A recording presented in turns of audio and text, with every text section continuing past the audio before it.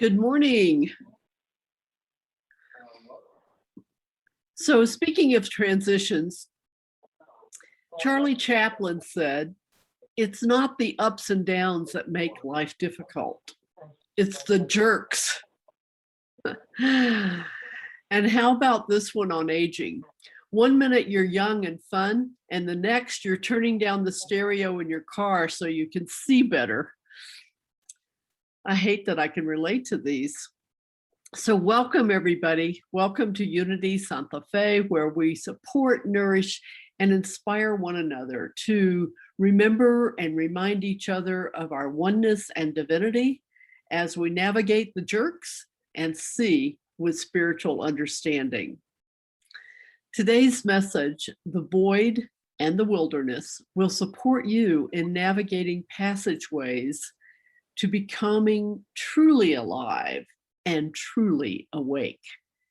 And this is the fourth of a 6-part message series based on Robert Brumet's book, Finding Yourself in Transition, which is the focus of our spring soul circles and this message series. So I know that to the extent we embrace this message, we are more fully living our vision and mission statements. Unity Santa Fe is a welcoming interspiritual community that celebrates the oneness and divinity of all creation. Our mission is to raise consciousness, transform lives, heal the planet, one person at a time, beginning with me, beginning with you.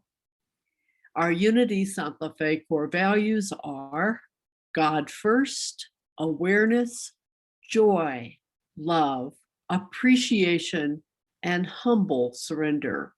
And I want you to just take a moment to imagine, using your spiritual power of imagination right here in the third eye, see yourself more fully living this vision, this mission, these core values, and seeing what a difference they make in your life, in the lives of everyone who interacts with you, and in the world. Yay, us.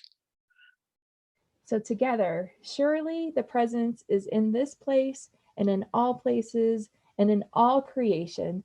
Knowing and accepting this, we behold the divine presence in all creation throughout the world without exception.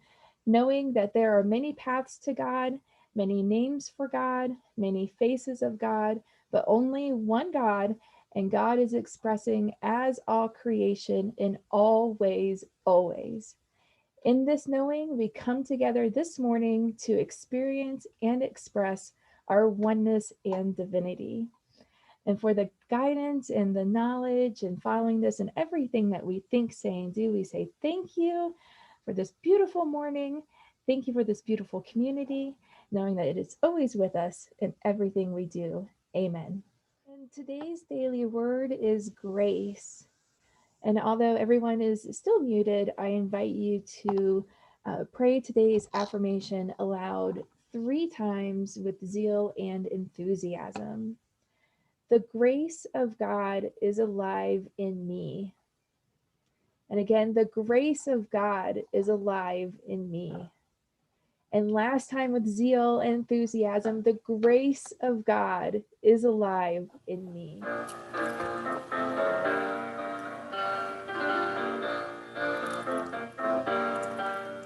When every dream that you've worked for falls through, and all the things you once believed seem untrue, when you know you've lost your very best friend, and you fear the heartache might never end, then you find yourself betwixt and between, walking down a hallway you've never seen, moving forward through the darkness alone. Every door closed and the future unknown. Well, it's hell walking down that hallway, and you think you just can't take it anymore.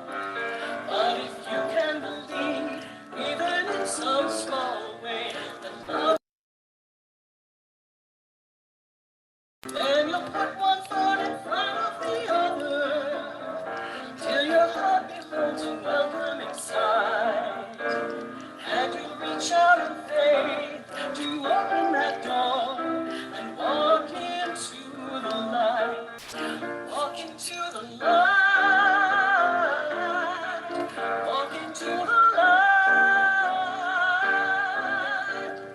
Just reach out in faith to open that door and walk into the light. Yes, it's hell looking down that hallway, where the fear and pain just seem like too much. But you try to believe, even in some small way, there's a door waiting for your touch. So you put one foot in front of the other, and believe that dawn will follow the night. And you reach out in faith to open that door and walk into the light. Walk into the light. Walk into the light. Just reach out in faith to open that door and walk into the light. Walk into the light. Walk into the light. Just reach out in faith to open that door and walk into the light. Walk into the light.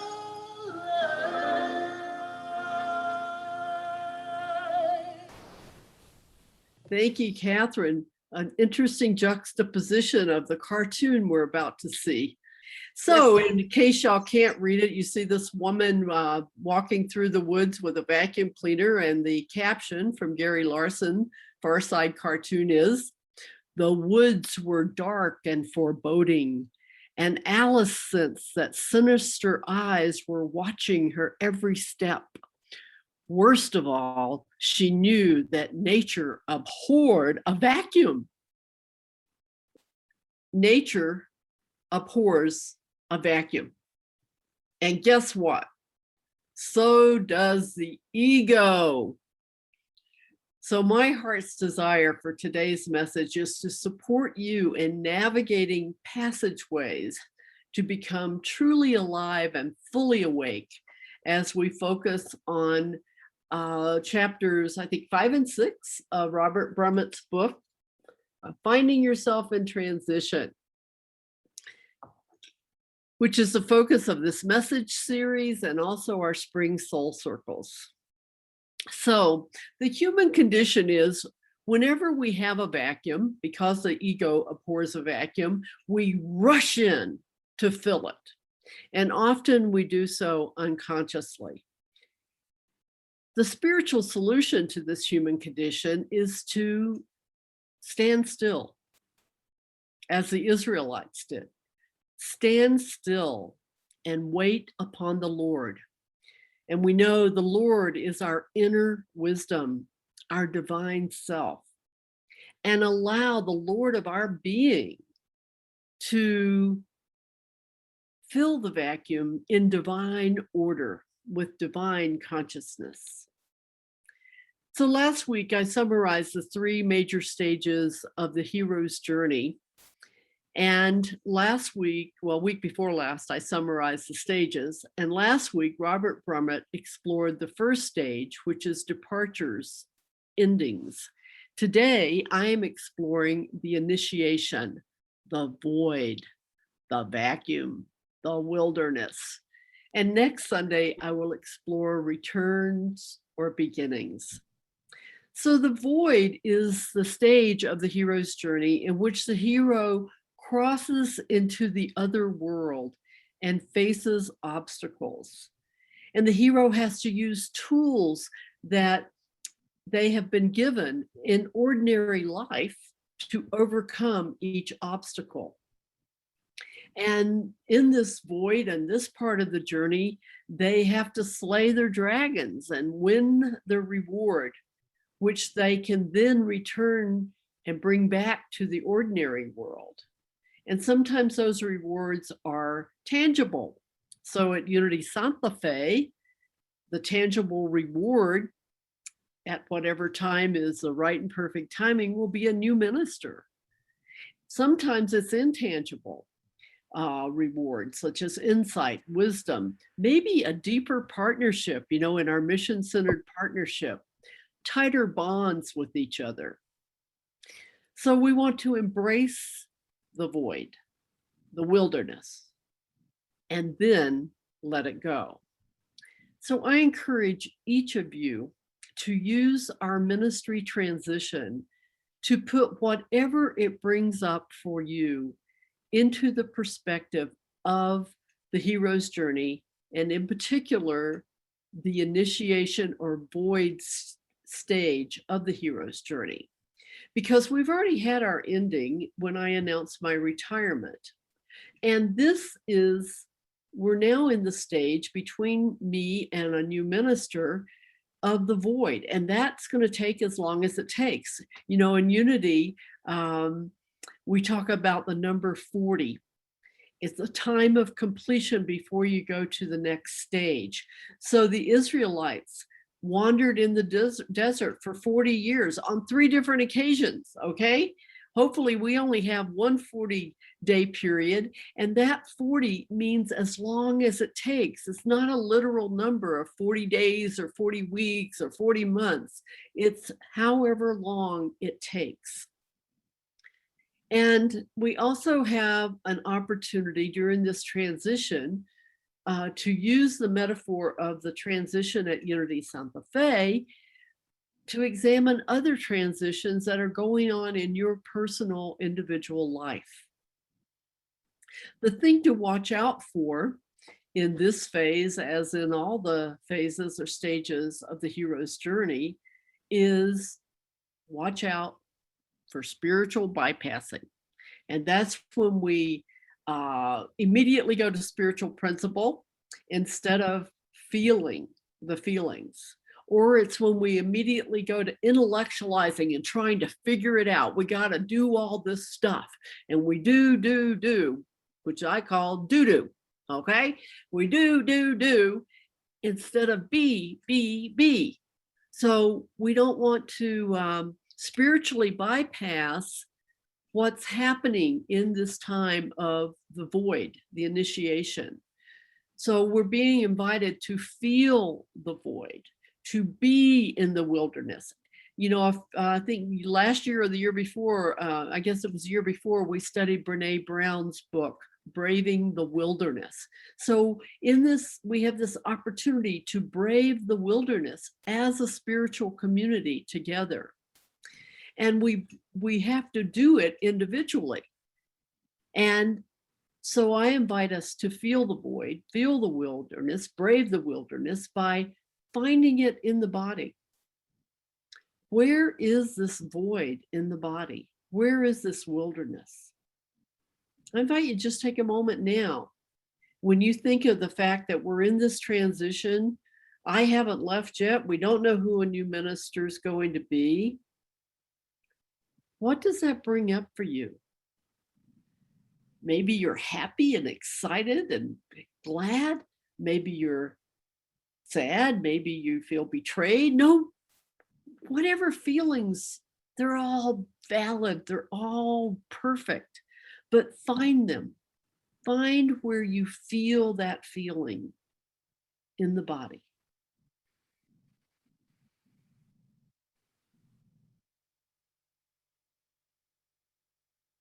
Be present to it.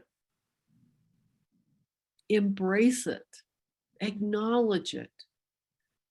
Dive into it.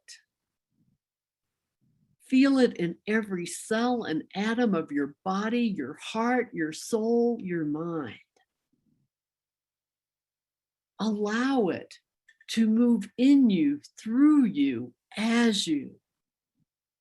I think of the void as, when I think of the void as me, as you, I remember someone who Dennis Adams, a speaker we had many, many years ago, back when we were still at the Women's Club.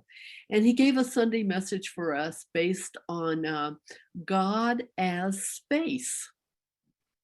God as space. The emptiness, the nothingness, out of which all things come. So embrace this void, this space. Let it express as you. And especially do this when you're tempted to avoid or ignore the void. This is about facing the feelings, calling them by name. You've heard me say before, many of you, think of Harry Potter. You know, there was this guy, Voldemort, whose name we cannot say. Everybody's afraid to even say Voldemort's name, except Harry. And Harry spoke the name. And by calling his name, he dissolved its power over him. He dissolved Voldemort's power over him by speaking the name. And that's what we have to do with our feelings, even when they're unpleasant. We have to face them. We have to call them by name. And realize that we are right now the walker between two worlds. And in this non-world, we are a non-being. We've sort of lost our identity. And we are right now nothing. And that's great news, because out of the nothingness comes everything. It reminds me of an old joke that I couldn't find on Google, so I Ralphed. You know, those of you who know Ralph Huber knows that he has stories and quotations that is an absolute treasure trove. And really, Ralph, you need to put these in some kind of form so that we can all access them with keywords. So thanks for sending me this old joke when I couldn't find it and I Ralphed it. And it's about a rabbi who prostrates himself in the synagogue during the high holy days, saying, "Oh Lord, before you, I am nothing."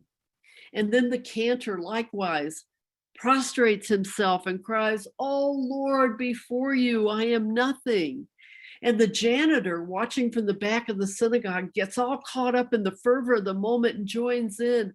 "Oh Lord," he cries, "before you, I am nothing." And the rabbi, taking note of this, nudges the cantor and whispers, "Look who thinks he's nothing." Oh, wow. One-upsmanship always happening. But this non-world between the world of the old and the new, this non-being between the old and the new, which I'm in also as I make this transition, is a place where our higher self can imbue us with new powers, which will serve us personally and bless the entire Unity Santa Fe community. But before receiving this power, we have to face the dragons within us. And that reminds me of another speaker and workshop leader we had a number of years ago named Michelle Longo O'Donnell. And she wrote a wonderful book called Of Monkeys and Dragons. And the title was based on a dream she had where she was walking on a trail up the mountain, and there were these crazy, wild, mean monkeys all along the path. And they were just snarling and baring their teeth and growling and making all kinds of awful noises. And it was horribly frightening. And so what she found, though, was she looked at them, they went into suspended animation. Whatever position they were in, they just froze. And then if she looked again around her or didn't look at them, they started going crazy again. So she had to keep her eye on the path, really, is what it was about, keeping her eye on the path. And all these wild monkeys prepared her for the dragon that was at the top of the mountain, because by then she really knew she had to stay focused and keep her eye single on the path. And that's what we're being asked to do in this transition, is to keep our eyes single to keep our eye focused and so that we can receive the power. And that includes focusing on whatever feelings come up for us. It also reminds me of a wonderful story I heard told by Jacqueline Small. She's worked with Stanislav Grof, and they did a lot of primal breathing. I forget what it's called. And anyway, her son came to her one night crying in the middle of the night, came to her bed, and he was having this terrible, terrible nightmare where he was being chased by a monster.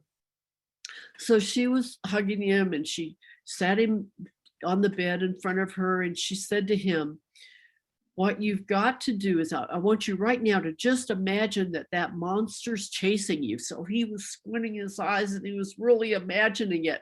And she said, now I want you to turn around and face it. And so this little boy turns around and he goes, oh, heck, it's only Brenda. And Brenda was his older sister.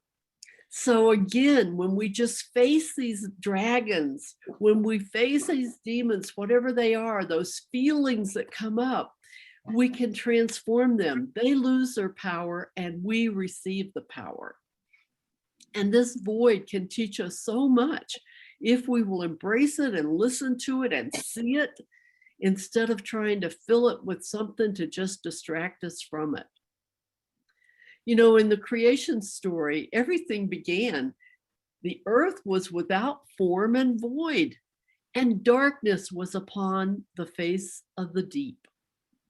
Genesis chapter 1, verse 2. In the beginning, there was just a void, and it was out of that void that everything that is has come. So this is about facing your fears in order to overcome them, bringing them to the light of day so they dissolve into the nothingness from which they came. You know, I remember a lifelong fear that if I felt my feelings, I would melt into a puddle. I just thought I would absolutely melt. And so one day I was having that feeling as I arrived at Unity Santa Fe about something. I don't even remember what I was afraid of feeling at the time, but it was back when I was doing day-long retreats once a month. And I sat down on my cushion and I went into my first 20-minute sit. And I said to the God of my being, the Lord of my being, my divine self, what is this all about, this fear of melting into a puddle? And this wonderful, still small voice said to me, I am the puddle. Melt into me. Wow, what a phenomenal gift that was. I've never been afraid of feeling my feelings since. So just know, if you melt into the puddle is your divine self, the God of your being, the Lord of your being. And it's there to support, nourish, and inspire you as it reveals to you a blessing beyond your wildest dreams. And just like the Israelites, we have a Moses within us, a Moses who has had wilderness training, a Moses who has direct access to the Lord of our being, the I am that saves us, that rescues us, that empowers us. So if we listen to its still small voice, the voice of our intuition, and follow its guidance, we will be immune to ego-centered consciousness, and we will be brought to wholeness. This inner voice is infinitely more reliable than our ego's voice. So sometimes we experience a struggle between the old and new consciousness, and we regress into negative and self-defeating thinking, feeling, and behavior. Well, that's natural, but we don't have to stay there. You know, I always say we're responsible for our second thought and our first action, because that first thought may be an old thought of negativity, lack. But the new thought that we have a choice to have is wonderful. It's positive. It's abundant. It is empowering. But first, we have to release the old. But we don't let it go until it blesses us. Remember Jacob at Jabbok Fork, when the angel was wrestling with him until dawn, and then the angel said, "The dawn is breaking, you must let me go." And Jacob said, "I will not let you go until you bless me." So we can't release the old until we glean its lessons, its blessings, so that we can transmute and assimilate those lessons through awareness, acceptance, and forgiveness. So I came up with a 3-liner: do inner work, have faith, listen and follow guidance. Do inner work, have faith, listen and follow inner guidance. Do inner work, have faith, listen and follow inner guidance. So remember, 40 years that the Israelites wandered in the desert it took as long as it took to birth a new consciousness, to enter the promised land. And it's going to take 40 years, as long as it takes. Don't take that literally. It's going to take as long as it takes, because 40 is a time of completion to move to the next stage. It's going to take 40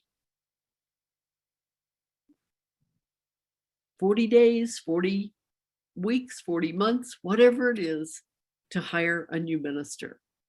But that minister has to be hired in consciousness first.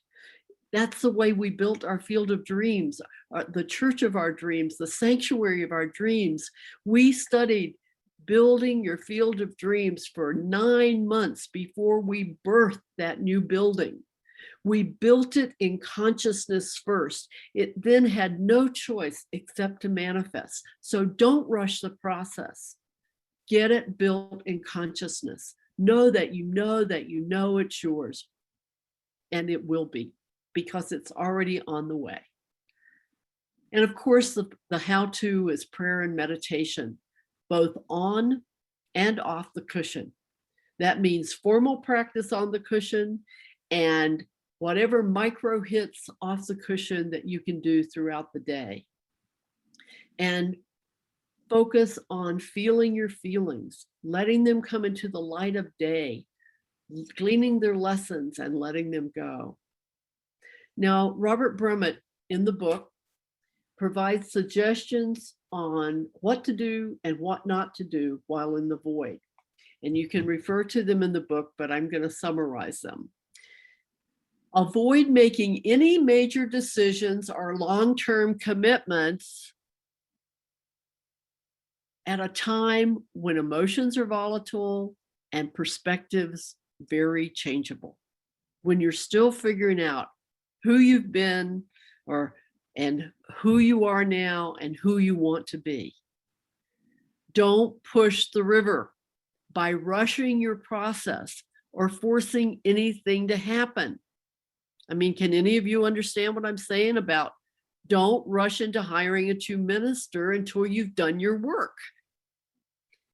Stand still. Trust in God, your inner wisdom, no matter what.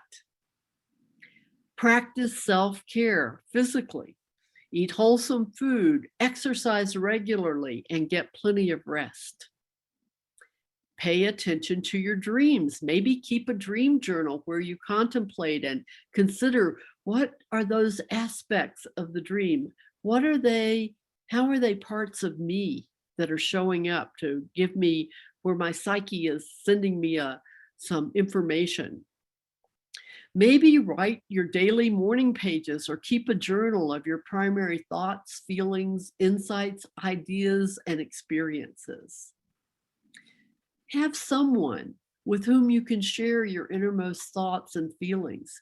I've suggested to the transition team that perhaps they consider maybe a little later on in our process, but having processing groups where all of you can come together and share your feelings, your positive feelings, your negative feelings, whatever feelings come up, so that you can bond more closely as a group and have support to support, nourish, and inspire one another through this transition.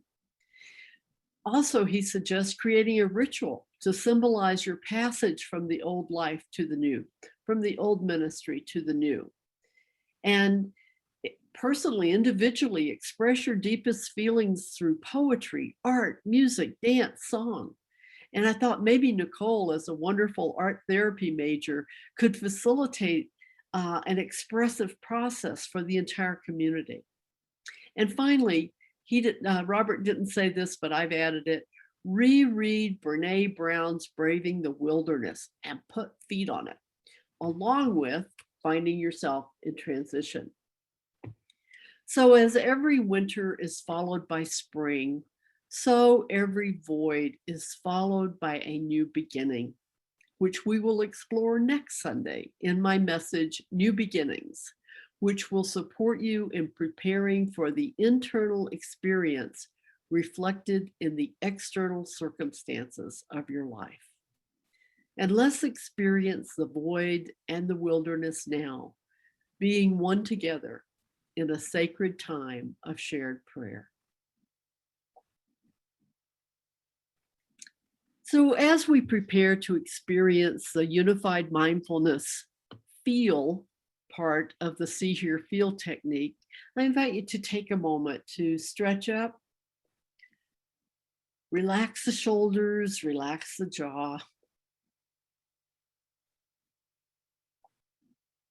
and settle into a comfortable posture as you bring your focus to this now present moment. And you may feel a sensation of rest as you relax into the posture. You may feel a slowing down of your mental processes.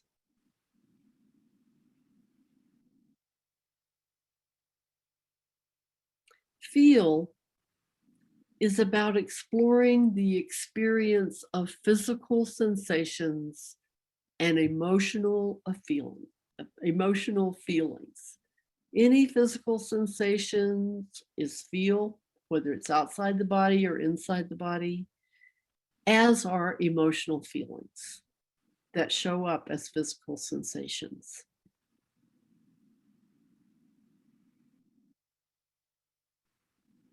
You can feel by bringing your attention to any part of your body. Could be your big toe. And just be aware of the sensation in your big toe.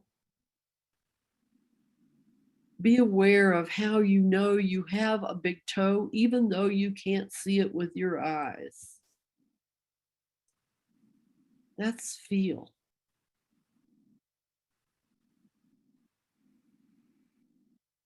You may also feel like right now I'm feeling coolness in the air because I haven't learned to set my programmable thermostat. So I'm feeling a little cold. I feel my buns on my chair, my feet in my slippers. Yes, I have my bedroom slippers on. I feel my back against the chair. And if I go into my body, I feel excitement. I feel it in my upper chest.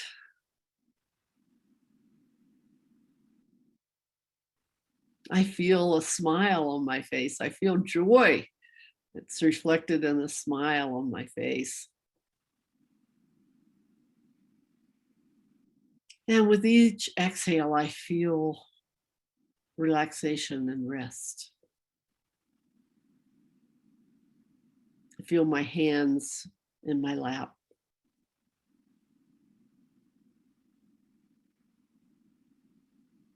Yeah, emotionally, I feel that excitement. I feel joy emotionally.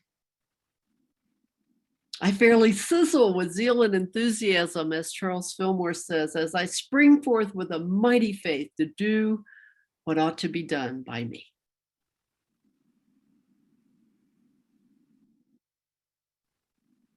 Feel is always available whenever we bring our attention to it, when we concentrate to find the feeling, when we have sensory clarity in terms of the movement, maybe, of that feeling, how it's manifesting. And we have an opportunity to be with the feeling, the concentration, the sensory clarity of the feeling with equanimity, neutrally. Just saying, oh, isn't that interesting? Oh, maybe actually feeling the feeling and letting it go. We can be aware of feeling sensations physically or emotionally as we experience the void, the wilderness part of our hero's journey. So I invite you to continue just feeling whatever you feel in your body. As I share Robert Brumet's poem, Emptying.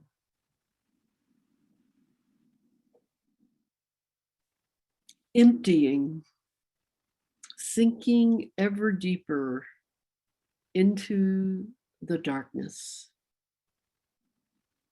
into the void. Formless, stripped of all flesh, standing naked in the emptiness of non-being, ever deeper into the nothingness, beyond form, beyond the formless. No movement, no desire, no sound. Pure silence, beyond silence, beyond death, to life, the origin, the source, to recreation. Sinking deeper now in the silence.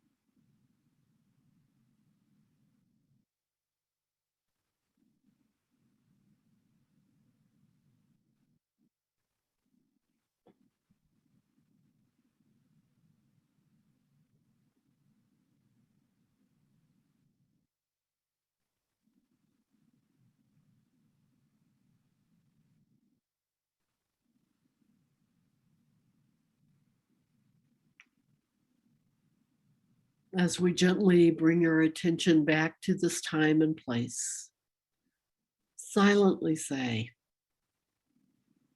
thank you, divine nature, as space, as the void, for the wisdom to fully feel whatever comes up in the void. In my own life, and in the Unity Santa Fe hero's journey of transition. Thank you, divine nature, as space, as void. Thank you, thank you, thank you, that it is so, and so it is. Amen.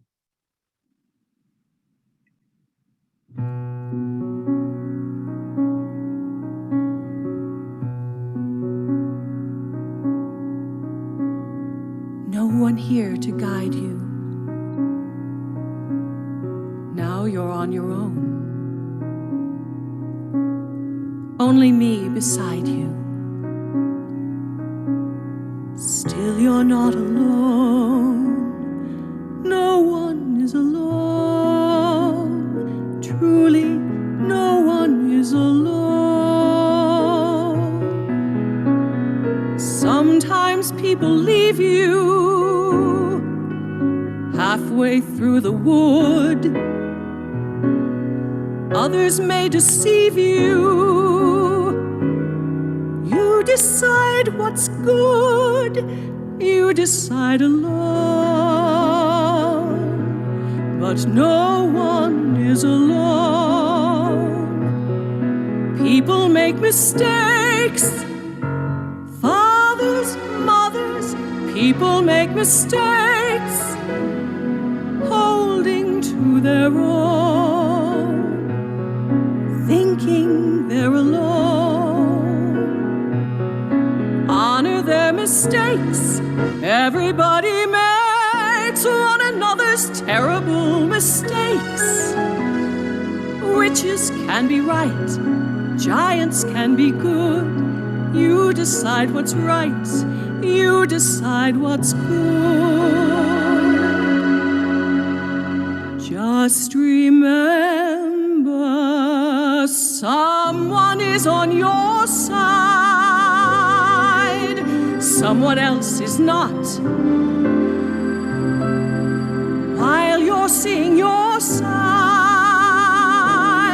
maybe you forgot they are not alone. No one is alone. Hard to see the light now. Just don't let it go. Things will come out right now. We can make it so. Someone is on your side. No one is